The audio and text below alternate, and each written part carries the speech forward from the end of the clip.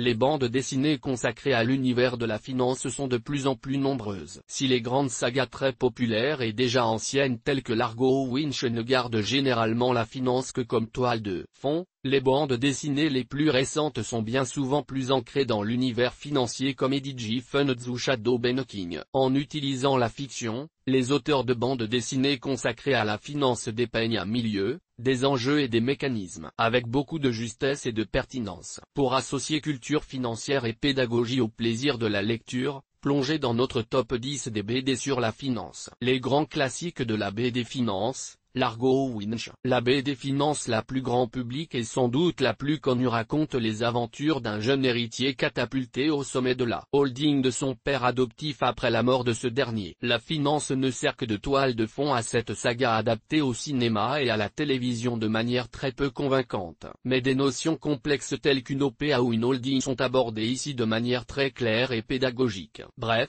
les aventures de ce milliardaire édité chez Dupuis permettent de s'initier sans aucun effort à quelques concepts financiers. Le charismatique Larry B. Max arrive à rendre sexy un redressement fiscal. Ce jeune prodige des chiffres fait parler une feuille d'impôt comme personne. Luttant contre le blanchiment, les malversations et point ses propres démons, l'agent du fisc américain est au centre de rebondissements qui tiennent le lecteur en haleine tout au long de chacun de ces cycles de 2 épisodes édités chez Le Lombard. Collection 3e vague. Nos coups de cœur de la BD en finance, Dantès. L'histoire du comte de Monte Cristo revisité à la sauce finance, le défi peut faire peur mais il est relevé avec brio par Boisserie, Guillaume et Just Zézac. Un jeune trader déchu victime d'une machination élabore en prison le plan qui lui permettra de faire tomber ses ennemis et revient le mettre à exécution sous le nom de Dantès. Hommage au célèbre héros d'Alexandre Dumas. On est vite captivé par l'intrigue de cette BD éditée chez Dargaud. Secret bancaire. Très noir, cette bande dessinée éditée chez Glénat se compose de plusieurs cycles de 2 tomes chacun, totalement indépendants les uns des autres. Les personnages profondément cyniques, intéressés, mettent mal à l'aise et ne suscitent aucune empathie. Mais on reste fasciné par cette galerie de personnages froids et durs et on suit avec fébrilité les péripéties de ces anti-héros liés au blanchiment d'argent sale ou au détournement de fonds. Section financière. Cette BD au dessin particulièrement léché et agréable à lire suit les enquêtes de la brigade financière à Paris. Sur fond de complot mondial et de sociétés secrètes peu vraisemblables, les investigations de la brigade portent cependant sur des malversations et délits d'initiés très concrets, réalistes et bien expliqués, tout en abordant l'aspect juridique. On n'en attendait pas moins de la part de l'auteur qui a aussi écrit la saga à succès L'Ordre de Cicéron, dépeignant le quotidien d'un cabinet d'avocats. Une série éditée dans la collection Turbulence qui vaut le détour. Hedge Fund. Les hedge funds suscitent bien des interrogations et font fantasmer bon nombre de personnes sur leur pouvoir à déstabiliser l'économie. Cette bande dessinée au dessin soigné et au trait vif surfe sur cette réputation sulfureuse avec talent. On suit un jeune trader catapulté à la tête d'un de ces hedge funds qui apprendra à ses dépens qu'une vie ne vaut pas grand-chose. Face à plusieurs milliards. Très accessible, avec des rebondissements en cascade et une narration bien ficelée. Tous les termes financiers sont parfaitement expliqués dans le glossaire qui clôt chaque album édité chez 3e vague Lombard. La banque. Cette saga historique et familiale au cœur de l'univers bancaire raconte le destin flamboyant de Charlotte de Saint-Hubert, personnage de fiction aristocrate déchu et réfugié à Londres après la Révolution française qui gravite dans le cercle des Rothschild. Le premier épisode qui retrace le fameux coup de bourse de Nathan Rothschild, premier délit d'initié, donne le ton. Fiction et réalité se mêlent avec grâce et brio. Les explications fournies en fin d'épisode témoignent de l'effort pédagogique et du désir de véracité de l'auteur, également journaliste économique. 6 épisodes de cette série prometteuse sont sortis chez Dargaud à ce jour. L'affaire des affaires.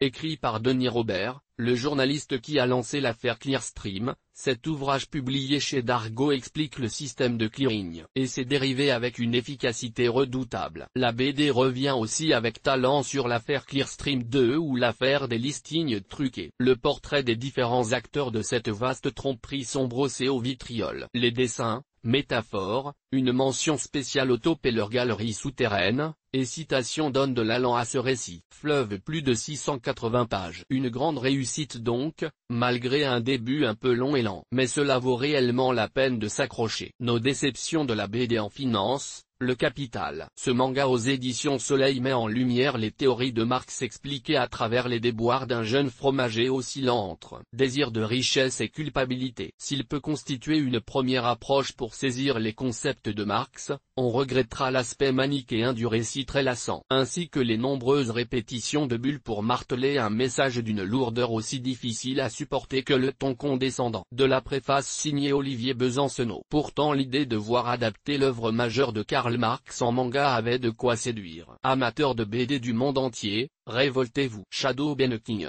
Cette bande dessinée très angélique, éditée par Glénat, raconte l'histoire d'un jeune homme brillant et idéaliste plongé au cœur une machination sur fond de crise des subprimes. Si, de prime abord, le sujet semble intéressant, on est vite déçu par une intrigue cousue de fil blanc pétri de bons sentiments avec un héros chevalier blanc très lisse et sans saveur. La définition des termes financiers est très approximative. Sans jamais être fausse, elles sont incomplètes et ne permettent pas d'appréhender la complexité des notions. Dommage pour un ouvrage qui se veut pédagogique. Source des images, FreePic. Toutes nos informations sont, par nature, génériques. Elles ne tiennent pas compte de votre situation personnelle et ne constituent en aucune façon des recommandations personnalisées en vue de la réalisation de transactions et ne peuvent être assimilées à une prestation de conseil en investissement financier, ni à une incitation quelconque à acheter ou vendre des instruments financiers. Le lecteur est seul responsable de l'utilisation de l'information fournie, sans qu'aucun recours contre la société éditrice de Café de la Bourse, comme ne soit possible.